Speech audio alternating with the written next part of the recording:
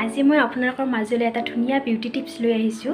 আজিৰ ভিডিঅ'টোত মই আপোনালোকক দেখুৱাম আমি ঘৰতে কেনেকৈ পেডিকিউৰ কৰিব পাৰোঁ। তেনেহ'লে বলকচোন আজিৰ ভিডিঅ'টো আৰম্ভ কৰোঁ।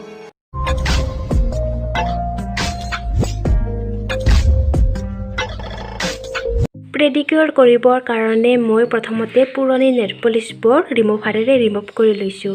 সেইখিনি আপোনালোকক দেখুওৱা নাই কাৰণ মই ভিডিঅ'টো বেছি দীঘলীয়া নকৰোঁ।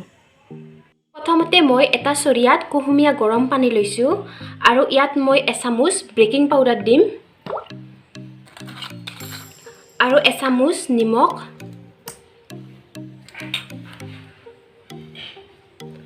অকণমান নেমু টেঙাৰ ৰস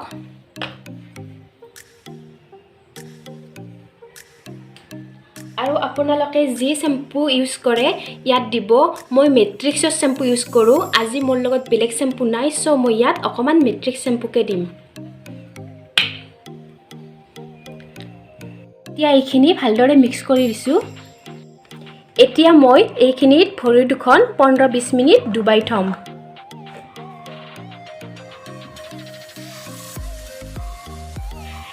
মোৰ 15 মিনিট ৰখা হৈ গৈছে। এতিয়া মই ব্ৰাছৰ সহায়ত ভৰিৰ নখবিলাক চাফা কৰি দিম। গৰহাবিলাকো চাফা কৰি ল'ম।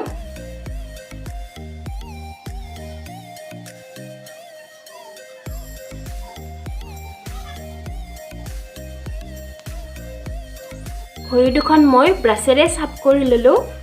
এতিয়া মই পৰিষ্কাৰ পানীৰে ভৰি দুখন ধুই পেলাম। এতিয়া মই ভৰি দুখন ধুই চাফা কাপোৰেৰে মুচি ল'ম।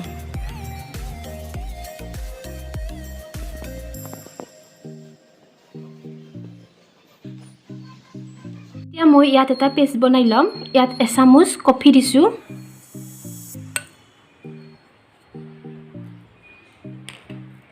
আৰু এচামুচ চেনি, অকণমান নেমু টেঙাৰ ৰস। এতিয়া মই এইখিনি ভালদৰে মিক্স কৰি ল'ম।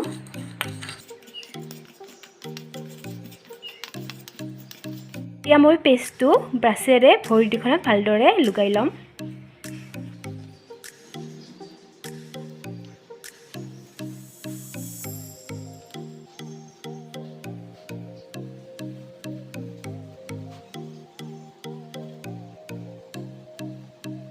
এনেকৈ ভালদৰে মই লগাই লৈছোঁ। এইখিনি মই 5-10 মিনিট এনেকৈ থৈ দিম।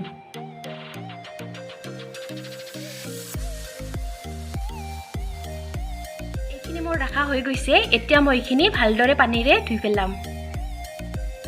মোৰ ভৰি দুখন পেডিকিউৰ কৰা হৈ গৈছে।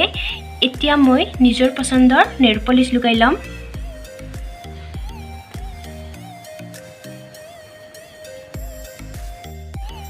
মোৰ ফেভাৰিট পিংক কালাৰ হয়, চ' মই পিংক কালাৰ নেল পলিচ লগাম। আপোনালোকেও নিজৰ নিজৰ পচন্দৰ নেল পলিচ লগাব।